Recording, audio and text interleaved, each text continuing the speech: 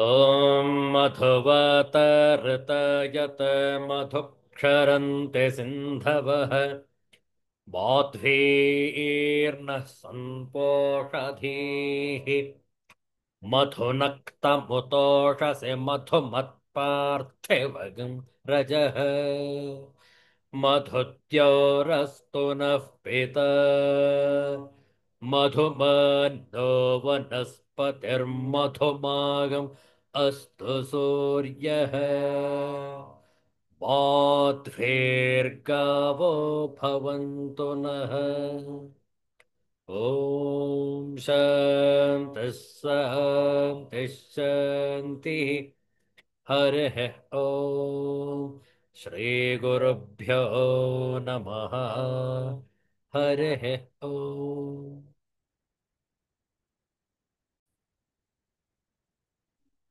Universal prayer. Let's stand this together. O hidden life, vibrant in every atom. O hidden light, shining in every creature. O hidden love, embracing all in oneness. May each who feels himself as one with thee know he is also one with every other. Om Shanti, Shanti, Shanti. ಇಂದು ಜ್ಯೇಷ್ಠ ಬಹುಳ ಚತುರ್ಥಿ ಆದಿತ್ಯವಾಸರ ಶ್ರೀ ಲಲಿತಾ ಪಂಚಕಂ ಇದರ ಪಾರಾಯಣ ಶ್ರದ್ಧೆಯಿಂದ ಆಲಿಸಿರಿ. ಶ್ರೀ ಲಲಿತಾ ಪಂಚಕಂ.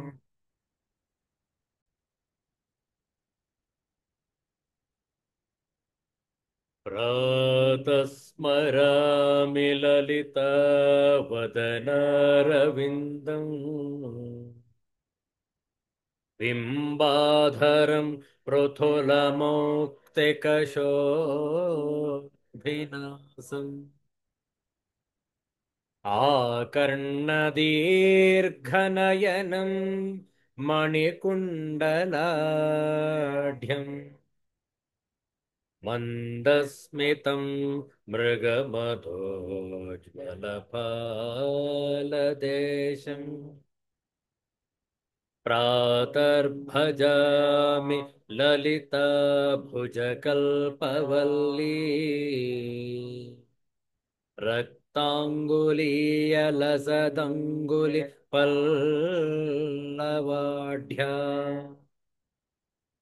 ಮಾಣಿಕ್ಯ ಹೇಮವಲಯಾಂಗದ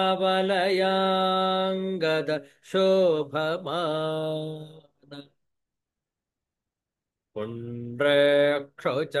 ಪುಂಡ್ರಕ್ಷೋಚಾಪಕುಸುಮೇ ಸೃಣೀರ್ದಧಾನಾ ಪ್ರಾತರ್ನಮಾಮಿ ಲಲಿತಾ ಚರಣಾರವಿಂದಂ ಭಕ್ತೇಷ್ಟದಾನನಿರತಂ ಭವಸಿಂಧುಪೋತಂ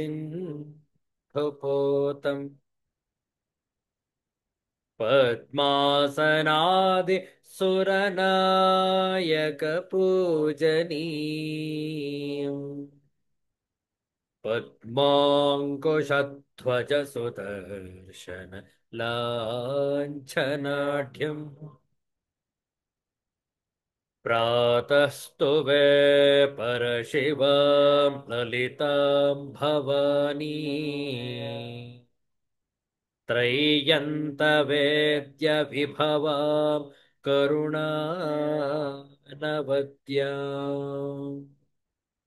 ವಿಶ್ವಸ್ಯ ಸೃಷ್ಟಿವಿಲಯ ಸ್ಥಿತಿ ಹೇತುಭೂತಾ ವಿದ್ಯೇಶ್ವರೀಂ ನಿಗಮವಾಂ ಮನಸಾತಿ ದೂರ ಪ್ರಾತರ್ವದಾಮಿ ಲಲಿತೆ ತವ ಪುಣ್ಯನಾಮ ಕಾಮೇಶ್ವರೀತಿ ಕಮಲೇತಿ ಮಹೇಶ್ವರೀತಿ ಶ್ರೀಶಾಂಭವೀತಿ ಜಗತಾಂ ಜನನೀ ಪರೇತಿ वाग्देवतेति वचस त्रिपुरेश्वरीति वाग्देवतेति वचस त्रिपुरेश्वरीति इति ಶ್ರೀಲಲಿತಾ ಪಂಚಕಂ ಸಂಪೂರ್ಣಂ. ಒಂದು ದಿವ್ಯವಾದ ನಾರಾಯಣನ ಭಜನೆಯನ್ನು ಮಾಡೋಣ. ಹೇಳಿಕೊಡ್ತೇವೆ, ತಾವು ಪುನರಾವರ್ತಿಸಬಹುದು.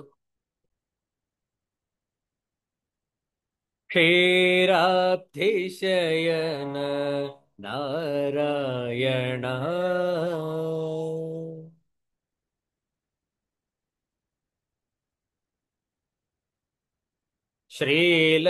ಶ್ರೀಲಕ್ಷ್ಮೀರಮಣ ನಾರಾಯಣ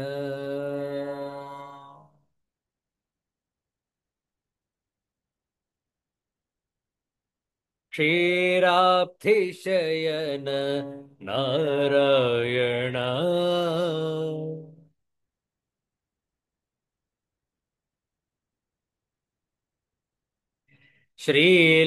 ಶ್ರೀಲಕ್ಷ್ಮೀರಮಣ ನಾರಾಯಣ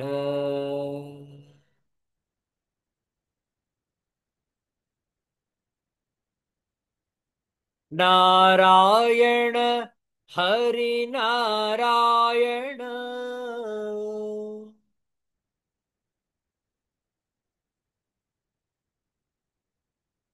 ನತ ಜನ ಪರಿಪಾಲ ನಾರಾಯಣ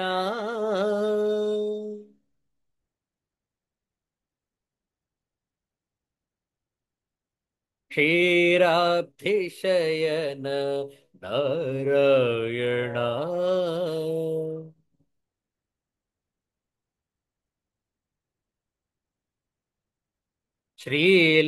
ಶ್ರೀಲಕ್ಷ್ಮೀರಮಣ ನಾರಾಯಣ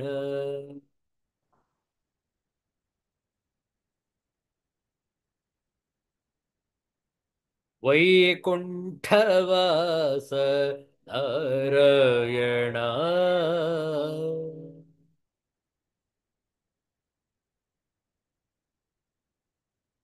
ವೈದೇಹಿ ರಮಣ ನಾರಾಯಣ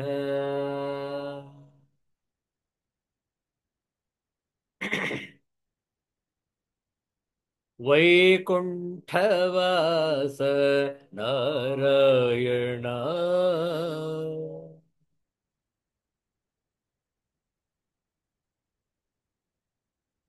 ವೈದೇಹಿ ರಮಣ ನಾರಾಯಣ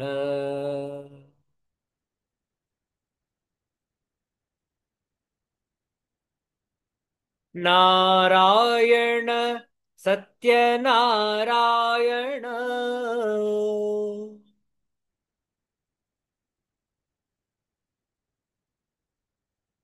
ನಾರಾಯಣ ಸತ್ಯನಾರಾಯಣ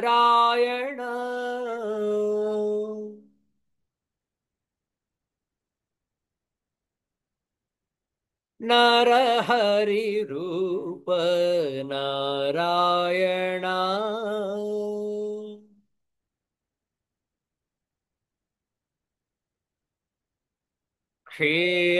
ಕ್ಷೀರಾಬ್ಧಿಶಯನ ನಾರಾಯಣ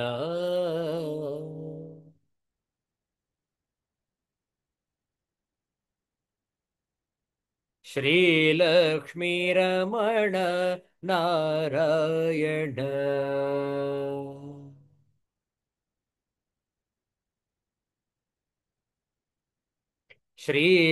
ಶ್ರೀಲಕ್ಷ್ಮೀರಮಣ ನಾರಾಯಣ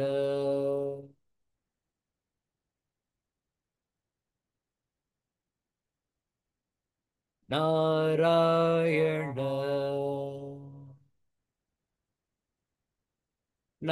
ನಾರಾಯಣ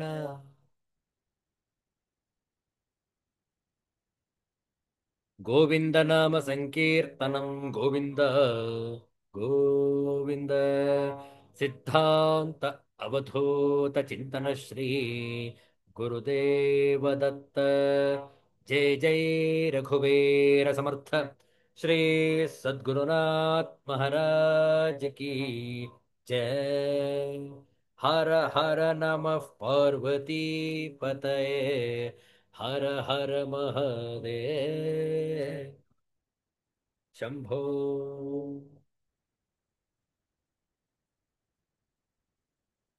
ಶ್ರೀಮದ್ಭಗವದ್ಗೀತೆಯ ಗುಣತ್ರಯ ವಿಭಾಗ ಯೋಗ ಚತುರ್ದಶೋಧ್ಯಾಯ 14ನೇ ಅಧ್ಯಾಯದ ಕೆಲವು ಶ್ಲೋಕಗಳ ಪಾರಾಯಣ.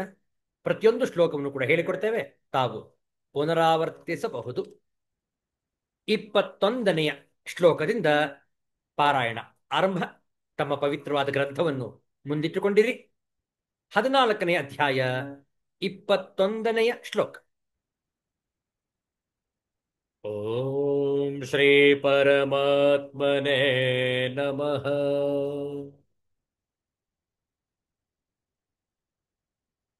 ಅಥ ಚತುರ್ದಶೋऽಧ್ಯಾಯಃ.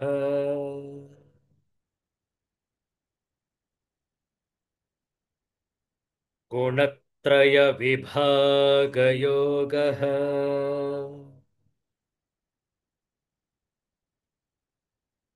ಅರ್ಜುನ ಉವಾಚ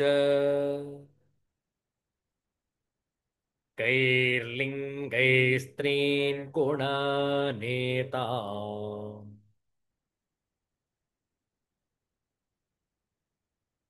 अतीतो भवति प्रभो किमाचारः कथं चैतान् त्रीन् गुणानतिवर्तते.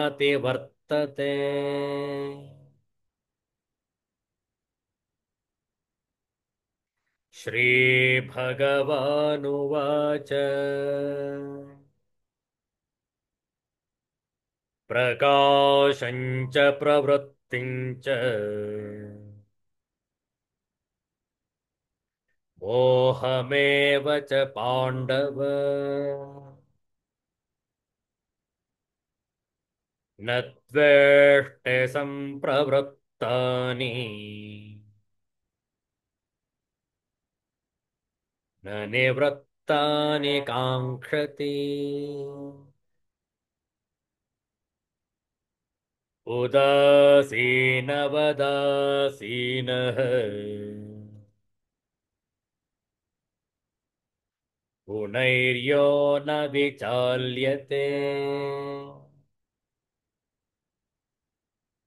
गुणा वर्तन्त इत्येव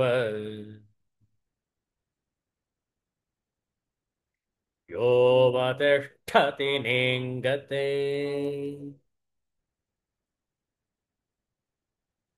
समदुःखसुख स्वस्थः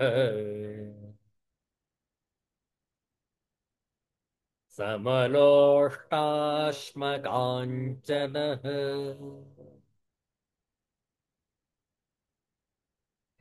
तुल्यप्रिया प्रियो धीरः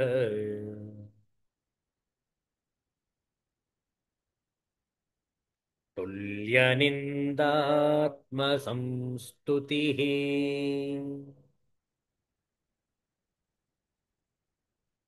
मानापमानयोस्तुल्यः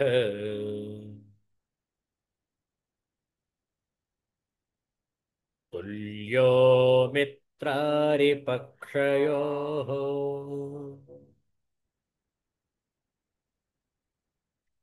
सर्वारम्भपरित्यागी गुणातीतः स उच्यते.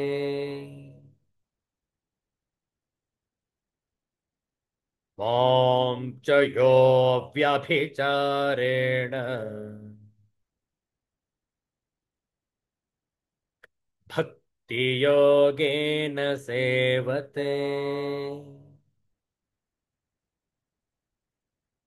सगुणान् समतीत्यैतान्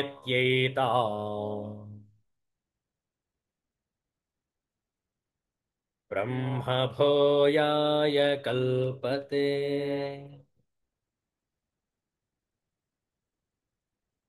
ॐ शान्तिः शान्तिः शान्तिः। हरिः ॐ श्रीगुरुभ्यो नमः। हरिः ॐ।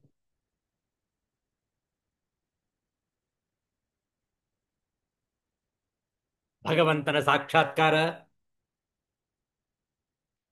ಗುಣಾತೀತನಿಗೆ ಮಾತ್ರ ಸಾಧ್ಯ. ಹೌದಲ್ಲ?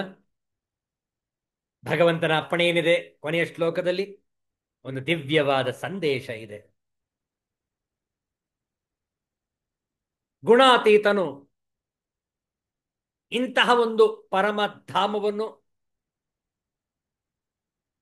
ಕ್ಷೇತ್ರಜ್ಞನನ್ನು, ಆತ್ಮನನ್ನು, ಬ್ರಹ್ಮನನ್ನು ಅರಿತುಕೊಳ್ಳುವುದರಿಂದ ಅವನು ಬ್ರಹ್ಮವೇ ಆಗುವನು, ತಾನೇ ಭಗವಂತನಾಗಿ ಬಿಡುವನು, ಭಗವಂತನೇ ಸಂಪೂರ್ಣವಾಗಿ ಆವಿರ್ಭವಿಸಿಕೊಳ್ಳುವನು. ಎಂತಹ ದಿವ್ಯವಾದ ಸಂದೇಶ ಇದೆ ನೋಡಿ. ನಿರ್ಗುಣ ನಿರಾಕಾರ ಬ್ರಹ್ಮವು ಸಗುಣ ಪರಮೇಶ್ವರನಾದ ಭಗವಂತನಿಗಿಂತ ಭಿನ್ನವಿಲ್ಲ. ವಾಸ್ತವದಲ್ಲಿ ಪರಮಾತ್ಮನು ಮತ್ತು ಬ್ರಹ್ಮ ಎಂಬ ಎರಡು ವಸ್ತುಗಳಿಲ್ಲ. ಅಮೃತ, ಶಾಶ್ವತ, ನಿತ್ಯ, ಧರ್ಮ, ಪರಮಾನಂದ, ಅವಿನಾಶಿ, ಅವ್ಯಯ, ಆದಿ ಪುರುಷ ಮುಂತಾದವುಗಳೆಲ್ಲವೂ ಭಗವಂತನ ವಾಚಕಗಳೇ ಆಗಿವೆ, ಬ್ರಹ್ಮನ ವಾಚಕಗಳೇ ಆಗಿವೆ. ಅವುಗಳೆಲ್ಲ ಪರಮಾತ್ಮನ ಸ್ವರೂಪವೇ ಆಗಿದೆ. ಅವುಗಳೆಲ್ಲ ಭಗವಂತನೇ ಆಗಿದ್ದಾನೆ. ಆದ್ದರಿಂದ ಭಗವಂತನು ಅಪ್ಪಣೆ ಕೊಡಿಸಿದ ಪರಬ್ರಹ್ಮ ಪ್ರಾಪ್ತಿ, ಸಚ್ಚಿದಾನಂದ ಘನನ ಪ್ರಾಪ್ತಿ, ಅಕ್ಷಯ ಸುಖದ ಪ್ರಾಪ್ತಿ, ಆತ್ಯಂತಿಕ ಸುಖದ ಪ್ರಾಪ್ತಿ, ಇವುಗಳೆಲ್ಲವೂ ಭಗವಂತನ ಸಾಕ್ಷಾತ್ಕಾರವೇ ಆಗಿದೆ. ನಿರ್ಗುಣ ನಿರಾಕಾರ ಪರಬ್ರಹ್ಮನೂ ಆತನೇ. ಸರ್ವವನ್ನು ವ್ಯಾಪಿಸಿರುವ ಸರ್ವಾಧಾರ, ಸರ್ವಾಶ್ರಯ, ಸರ್ವವನ್ನೂ ಧರಿಸಿ ಪೋಷಿಸುವ ಸಗುಣ ನಿರಾಕಾರ ಅಧಿಯಜ್ಞನೂ ಭಗವಂತನೇ. ಶ್ರೀ, ಶಿವ, ವಿಷ್ಣು, ರಾಮ ಮೊದಲಾದ ಸಗುಣ ಸಾಕಾರನೂ ಭಗವಂತನ ಸ್ವರೂಪಗಳೇ. ಅಮೃತವು ಭಗವಂತನೇ, ಅಮೃತತ್ವವು ಪರಮಾತ್ಮನೇ. ನಿತ್ಯ ಧರ್ಮವೂ ಆತನೇ, ಧರ್ಮಾಮೃತವೂ ಕೂಡ ಆತನೇ. ಅಕ್ಷಯ ಸುಖವು ಪರಬ್ರಹ್ಮವೇ. ಆತ್ಯಂತಿಕ ಸುಖವು ಆತ್ಮಾನಂದವೇ. ಇವುಗಳೆಲ್ಲವೂ ಒಂದೇ ತತ್ವವಾಗಿದೆ. ಪ್ಯೂರ್ ಸಬ್ಜೆಕ್ಟಿವ್ ಸೈನ್ಸ್ ಈ ಶ್ರೀಮದ್ ಭಗವದ್ಗೀತಾ. ನೋಡುವ ಗುಣತ್ರಯ ವಿಭಾಗ ಯೋಗದ ಕೊನೆಯ ಶ್ಲೋಕ, 27ನೆಯ ಶ್ಲೋಕ. ಶ್ಲೋಕವನ್ನು ಕೂಡ ಪರದೆ ಮೇಲೆ ಹಂಚಿಕೊಳ್ಳುತ್ತೇವೆ.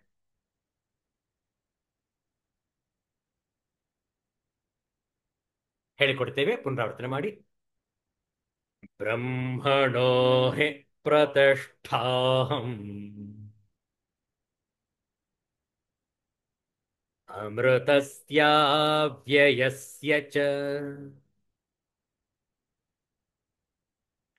ಶಾಶ್ವತಸ್ಯ ಚ ಧರ್ಮಸ್ಯ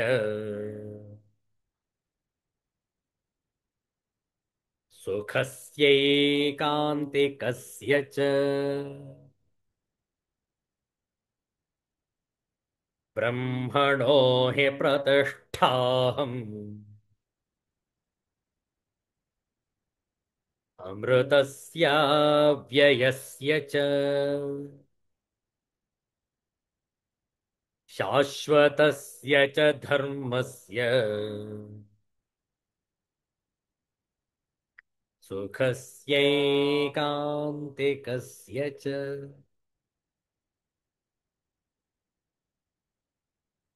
ಪದಚ್ಛೇದವನ್ನು ನೋಡಿಕೊಳ್ಳಿ. ಬ್ರಹ್ಮಣ ಹಿ ಪ್ರತಿಷ್ಠಾ ಅಹಂ ಅಮೃತಸ್ಯ ಅವ್ಯಯಸ್ಯ ಚ ಶಾಶ್ವತಸ್ಯ ಚ ಧರ್ಮಸ್ಯ ಸುಖಸ್ಯ ಐಕಾಂತಿಕಸ್ಯ ಚ ಅನ್ವಯ ಅರ್ಥ ನೋಡಿಕೊಳ್ಳಿ. ಹಿ ಏಕೆಂದರೆ ಅವ್ಯಯಸ್ಯ ಬ್ರಹ್ಮಣ ಆ ಅವಿನಾಶಿಯಾದ ಪರಬ್ರಹ್ಮನ ಚ ಮತ್ತು ಅಮೃತಸ್ಯ ಚ ಶಾಶ್ವತಸ್ಯ ಅಮೃತದ ಹಾಗೂ ಶಾಶ್ವತವಾದ ನಿತ್ಯವಾದ ಧರ್ಮಸ್ಯ ಧರ್ಮದ ಚ ಮತ್ತು ಐಕಾಂತಿಕಸ್ಯ ಅಖಂಡ ಏಕರಸ ಸುಖಸ್ಯ ಆನಂದದ ಪ್ರತಿಷ್ಠಾ ಅಹಂ ಆಶ್ರಯವು ನಾನೇ ಆಗಿದ್ದೇನೆ. ತಾತ್ಪರ್ಯ ನೋಡಿಕೊಳ್ಳಿ. ಏಕೆಂದರೆ ಆ ಅವಿನಾಶಿ ಪರಬ್ರಹ್ಮನ ಅಮೃತದ ನಿತ್ಯವಾದ ಧರ್ಮದ ಮತ್ತು ಅಖಂಡ ಏಕರಸ ಆನಂದದ ಆಶ್ರಯವು ನಾನೇ ಆಗಿದ್ದೇನೆ. ಆದ್ದರಿಂದ ಅವ್ಯಭಿಚಾರಿ ಭಕ್ತಿಯೋಗದಿಂದ ಬ್ರಹ್ಮನನ್ನು ಪಡೆಯಲು ಸಾಧಕನು ಯೋಗ್ಯನಾಗುತ್ತಾನೆ. ನೋಡಿ, ಇದರ ಹಿಂದಿ ಹಾಗೂ ಆಂಗ್ಲ ಭಾಷೆಯ ಭಾವ ಅನುವಾದ. और मैं ही उस निराकार ब्रह्म का आश्रय हूं जो अमर्त्य अविनाशी तथा शाश्वत है और चरम सुख का स्वाभाविक पद है. And I am the basis of the impersonal Nirakara, impersonal Brahman, which is the constitutional position of ultimate happiness, and which is immortal, imperishable, and eternal. ಎಷ್ಟು ಸೊಗಸಾಗಿದೆ ನೋಡಿ. ಈ ಶ್ಲೋಕದ ಶಾಂಕರ ಭಾಷ್ಯವನ್ನು ನೋಡಿ ನಂತರ ಉಳಿದ ವಿಚಾರಗಳನ್ನು ಮಾಡೋಣ. ಶಾಂಕರ ಭಾಷ್ಯಕ್ಕೂ ಮೊದಲು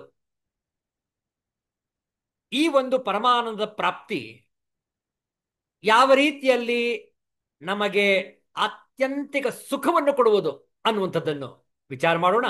ಆ ನಂತರ ಶಂಕರ ಭಾಷ್ಯವನ್ನು ನೋಡಿ ಈ ಅಧ್ಯಾಯವನ್ನು ಸಂಪನ್ನಗೊಳಿಸೋಣ. ಕಗ್ಗದ ಶ್ಲೋಕ ಈ ಮುಕ್ತಕದಲ್ಲಿ ಗುಂಡಪ್ಪನವರು ಕೆಲವು ವಿಚಾರಗಳನ್ನ ಬಹಳ ಸೂಕ್ಷ್ಮವಾಗಿ ಕೊಟ್ಟಿದ್ದಾರೆ.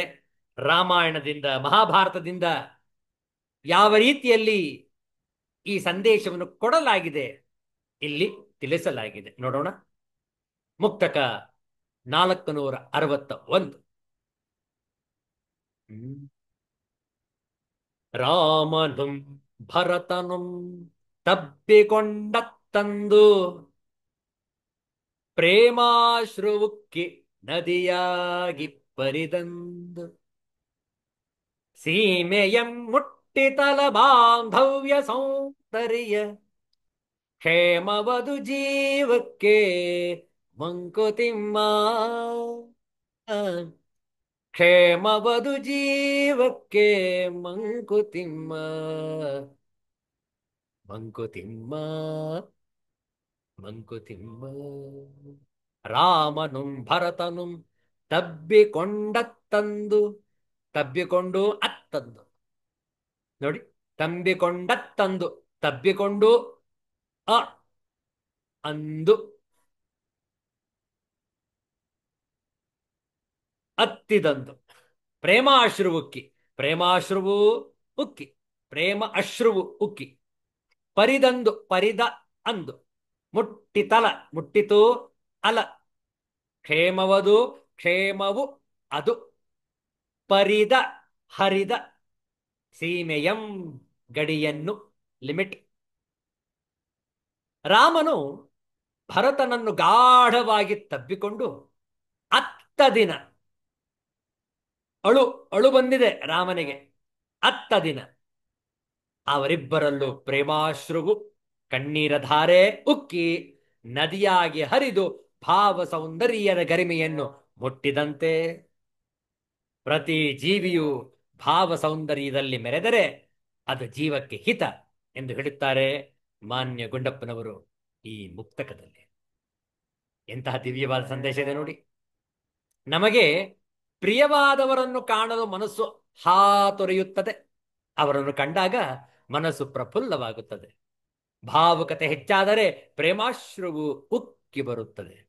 ಹಾಗೆ ನಮ್ಮ ಆಪ್ತರನ್ನು ಕಂಡಾಗ ಉಂಟಾಗುವ ಸಂತೋಷವೇ ಭಾವ ಸೌಂದರ್ಯ. ಈ ಭಾವ ಸೌಂದರ್ಯವನ್ನು ಅನುಭವಿಸುವುದು ಆತ್ಮಕ್ಕೆ ಸುಖವನ್ನು ನೀಡುತ್ತದೆ. ಆ ಸುಖವೇ ಆತ್ಮಕ್ಕೆ ಸಂಕ್ಷೇಮ ಎಂದು ಉಲ್ಲೇಖ ಮಾಡಿದ್ದಾರೆ ಮಾನ್ಯ ಗುಂಡಪ್ಪನವರು. ಸಚ್ಚಿದಾನಂದ ಸ್ವರೂಪವಾದ ಆತ್ಮ ಸಕಲ ಜೀವರಾಶಿಗಳಲ್ಲಿರುವ ಚೇತನವನ್ನೂ ಪ್ರೀತಿಸುವ ಕ್ಷಮತೆಯನ್ನೂ ಹೊಂದಿದೆ. ಆದರೆ ಇಂದ್ರಿಯ ಸಂಸರ್ಗದಿಂದ ಅಹಂಕಾರಜನ್ಯವಾದ ನಾನು, ನನ್ನದು ಎಂಬ ಮಮಕಾರದಿಂದ ರೂಪ ಭೇದವನ್ನು ಮಾಡುತ್ತದೆ. ಉದಾಹರಣೆಗೆ, ಕೆಲವರು ಜಿರಳೆ, ಹಲ್ಲಿಯಂತಹ ಪ್ರಾಣಿಗಳನ್ನು ಕಂಡಾಗ ಹಾರಿ ಬೀಳುತ್ತಾರೆ ಅಥವಾ ಅಸಹ್ಯ ಪಟ್ಟುಕೊಳ್ಳುತ್ತಾರೆ. ವಿಪರ್ಯಾಸವೆಂದರೆ ಆ ಜಿರಳೆ ಅಥವಾ ಹಲ್ಲಿಯಲ್ಲಿರುವ ಚೇತನ ಮತ್ತು ನಮ್ಮಲ್ಲಿರುವ ಚೇತನವು ಒಂದೇ ಎಂಬ ಅರಿವಿದ್ದರೂ ಸಹ ರೂಪಭೇದದಿಂದ ನಮ್ಮಲ್ಲಿ ಭಾವಭೇದ ಉಂಟಾಗುತ್ತದೆ. ಲೋಕದ ಲೌಕಿಕ ವ್ಯವಹಾರದಲ್ಲಿ ಇದನ್ನು ತಪ್ಪು ಎಂದು ಪರಿಗಣಿಸಲಾಗದು. ಆದರೆ ನಿಜಾನಂದವನ್ನು ಅನುಭವಿಸಬೇಕಾದರೆ ರೂಪ, ವರ್ಣ, ಭಾಷೆ, ಪ್ರದೇಶಗಳೆಂಬ ಗೋಡೆಗಳ ಚೌಕಟ್ಟಿನಿಂದ ಹೊರಬಂದು ಸಕಲ ಜೀವಿಗಳಲ್ಲೂ ಸಮನಾದ ಪ್ರೀತಿ ಪ್ರೇಮವು ನಮ್ಮ ಹೃದಯ ಕಮಲದಲ್ಲಿ ಅರಳಿದರೆ ಆಗ ಆಗುವ ಆನಂದಾನುಭೂತಿಯ ಅನುಭವವು ಸುಂದರವಾಗಿರುತ್ತದೆ. ಆ ರೀತಿಯ ಅನುಭವಕ್ಕೆ ನಾವು ಬೆಳೆಯಬೇಕು. ಇದೇ ಪರಮಾನಂದ. ಕಾರಣ ಭಗವಂತನ ಸ್ವರೂಪವೇ ಆನಂದ. ಎಲ್ಲೆಗಳನ್ನು ಮೀರಿ ಬೆಳೆಯುವ ಪ್ರಯತ್ನವನ್ನು ನಾವು ಮಾಡಬೇಕು. ಮುಂದಿನ ಮುಕ್ತಕ ನೋಡಿ, 462. ಇದು ಬಹಳ ದಿವ್ಯವಾದ ಸಂದೇಶವನ್ನು ಕೊಟ್ಟಿದೆ. ರಾಮಾಯಣ, ಮಹಾಭಾರತ, ಭಗವದ್ಗೀತೆಯನ್ನು ಉದಾಹರಿಸಿದ್ದಾರೆ ಮಾನ್ಯ ಗುಂಡಪ್ಪನವರು. ಪ್ರೀತಿ ಮಹಿಮೆಯ ಚಿತ್ರ ರೀತಿಯಂ ವಾಲ್ಮೀಕಿ, ನೀತಿ ಸೂಕ್ಷ್ಮದ ಗಹನ ಮಾರ್ಗಮಂ ವ್ಯಾಸರ್, ಗೀತೆಯಲ್ಲಿ ವಿಶ್ವ ಜೀವನ ರಹಸ್ಯವನವರ್, ಖ್ಯಾತಿ ಸಿಹರು ಕಾವ್ಯ ಮಂಕುತಿಮ್ಮ. ಪ್ರೀತಿ ಮಹಿಮೆಯ ಚಿತ್ರ ರೀತಿಯಂ ವಾಲ್ಮೀಕಿ, ನೀತಿ ಸೂಕ್ಷ್ಮದ ಗಹನ ಮಾರ್ಗಮಂ ವ್ಯಾಸರ್, ಗೀತೆಯಲ್ಲಿ ವಿಶ್ವ ಜೀವನ ರಹಸ್ಯವನವರ್, ಖ್ಯಾತಿ ಸಿಹರು ಕಾವ್ಯ ಮಂಕುತಿಮ್ಮ. ಖ್ಯಾತಿ ಸಿಹರು ಕಾವ್ಯ ಮಂಕುತಿಮ್ಮ. ವಿಶ್ವಜೀವನ ರಹಸ್ಯವನವರ್. ವಿಶ್ವಜೀವನ ರಹಸ್ಯವನು ಅವರ್.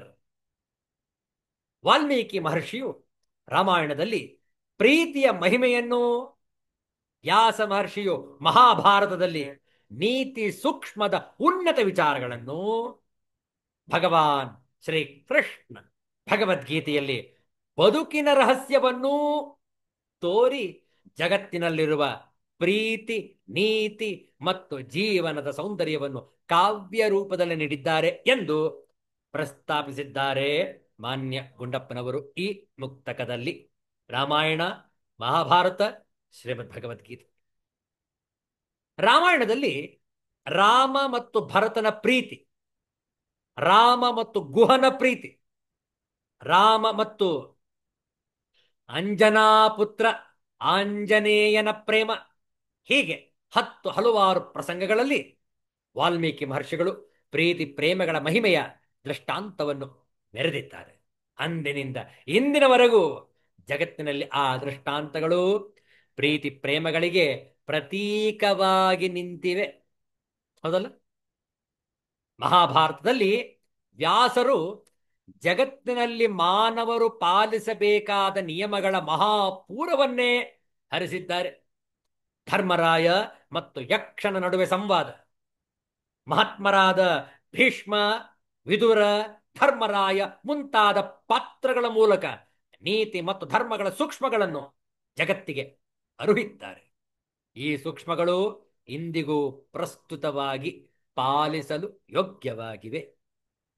ಭಗವಾನ್ ಶ್ರೀಕೃಷ್ಣನ ಭಗವದ್ಗೀತೆಯಂತೂ ಜೀವನ ಧರ್ಮವನ್ನು ಪ್ರತಿಪಾದಿಸಿದೆ ಮತ್ತು ಅದು ಸಾರ್ವಕಾಲಿಕ ಪ್ರಸ್ತುತತೆಯನ್ನು ಉಳಿಸಿಕೊಂಡಿದೆ. ಜಾತಿ, ಧರ್ಮ, ವರ್ಣ, ಪಂಗಡ, ದೇಶ, ಕಾಲಗಳ ಎಲ್ಲೆಯನ್ನು ಮೀರಿ ನಿಂತು ಜ್ಞಾನದ ಉತ್ತುಂಗ ಶಿಖರದಲ್ಲಿ ನಿಂತು ಬದುಕಿನ ವಿಧಾನವನ್ನು ಘೋಷಿಸುತ್ತದೆ ಶ್ರೀಮದ್ ಭಗವದ್ಗೀತೆ. ಜಗತ್ತಿನ ಬೇರೆಡೆಯಲ್ಲೂ ಲಭ್ಯವಾಗದ ಪ್ರೀತಿ, ಪ್ರೇಮ, ನೀತಿ, ನಿಯಮಗಳ ಅತೀ ಸುಂದರ ದೃಷ್ಟಾಂತಗಳು ನಮಗೆ ಈ ಕಾವ್ಯಗಳಲ್ಲಿ ಲಭ್ಯವಾಗುತ್ತದೆ. ಹೌದಲ್ಲ? ರಾಮಾಯಣ ಮತ್ತು ಮಹಾಭಾರತ ಈ ಕಾವ್ಯಗಳಲ್ಲಿ ಲಭ್ಯವಾಗುತ್ತದೆ ಎಂದು ನಮಗೆ ವಿಶದೀಕರಿಸಿದ್ದಾರೆ ಮಾನ್ಯ ಗುಂಡಪ್ಪನವರು. ಆದರೆ ಇಂದಿನ ಸ್ಥಿತಿಯನ್ನು ನೋಡಿದರೆ ಬಹಳ ವಿಷಾದವಾಗುತ್ತದೆ. ಅಂದಿನ ಪ್ರೀತಿ, ಪ್ರೇಮ, ನೀತಿ, ನಿಯಮಗಳ ಪರಿಭಾಷೆಯೇ ಬದಲಾಗಿದೆ. ಹಾಗೆಂದರೆ ಏನು ಎಂದು ಕೇಳುವ ಪರಿಸ್ಥಿತಿ ಉಂಟಾಗಿದೆ. ಮೂಲಾರ್ಥದಲ್ಲಿನ ಇವುಗಳ ಮೌಲ್ಯಗಳು ಮತ್ತೆ ಪುನರುತ್ಥಾನವಾದರೆ ನಮ್ಮ ಬದುಕುಗಳು ಮತ್ತೆ ಸುಂದರವಾಗಬಹುದು. ಹೌದಲ್ಲ? ಆದ್ರಿಂದ ಭಗವಂತನ ಈ ಒಂದು ಸಂದೇಶ ಏನಿದೆ, ಬ್ರಹ್ಮಣೋ ಹಿ ಪ್ರತಿಷ್ಠಾಹಂ ಅಮೃತಸ್ಯ ಅವ್ಯಯಸ್ಯ ಚ ಶಾಶ್ವತಸ್ಯ ಚ ಧರ್ಮಸ್ಯ ಸುಖಸ್ಯ ಐಕಾಂತಿಕಸ್ಯ ಚ. ನೋಡಿ ಎಷ್ಟು ಸೊಗಸಾಗಿದೆ. ಆಚಾರ್ಯ ಶಂಕರರ ಭಾಷ್ಯವನ್ನು ನೋಡಿ ಇಂದಿನ ಸತ್ಸಂಗವನ್ನು ಸಂಪನ್ನಗೊಳಿಸೋಣ.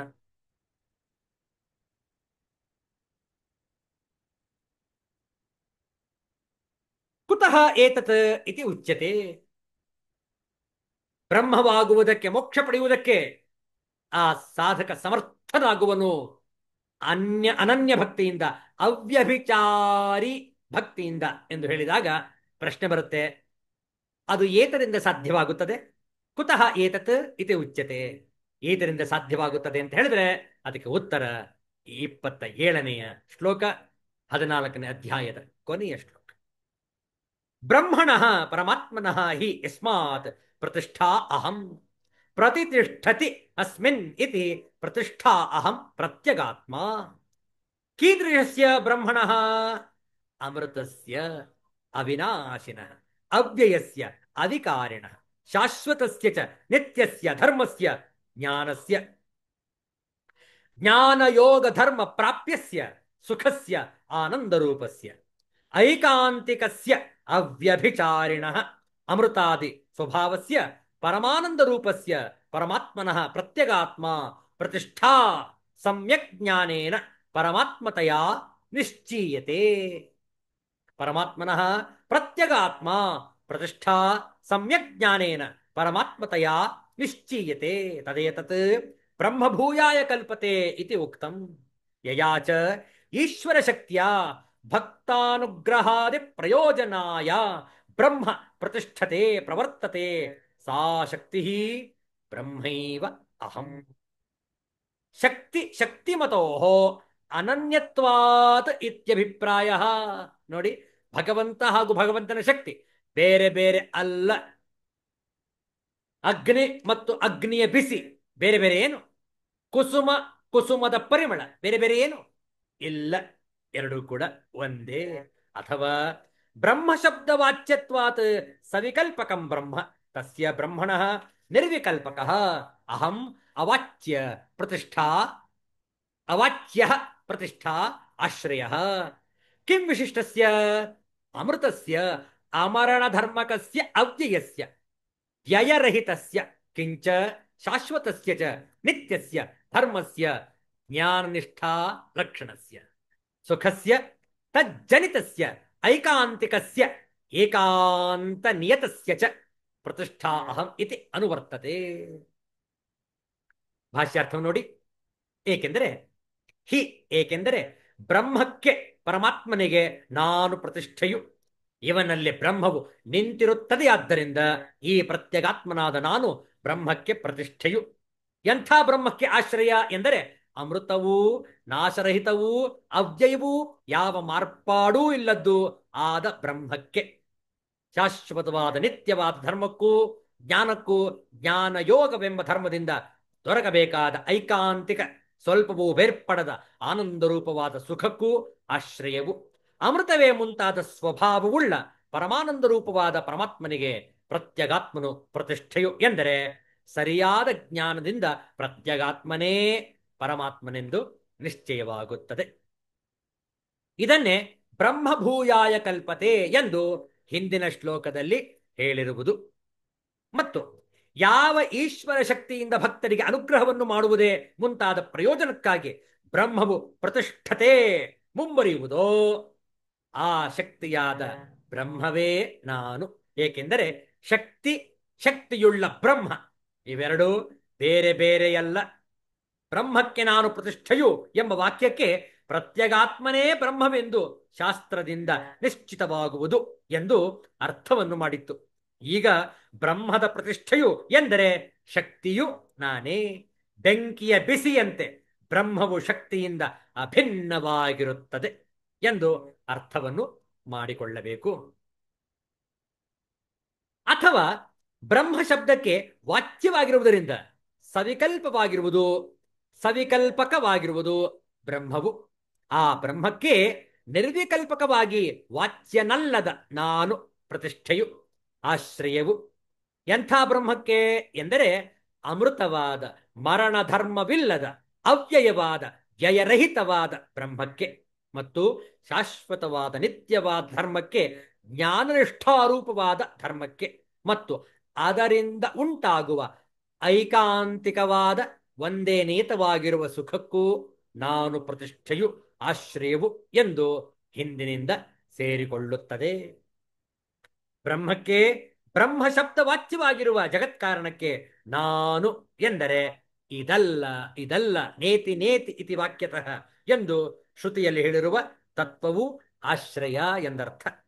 ಜ್ಞಾನವೂ ಅದರಿಂದ ಸಿಕ್ಕುವ ಮೋಕ್ಷಾನಂದವು ನನ್ನಿಂದಲೇ ದೊರೆಯುವವು, ಅವುಗಳ ಮೂಲವು ನಾನೇ ಎಂದರ್ಥ.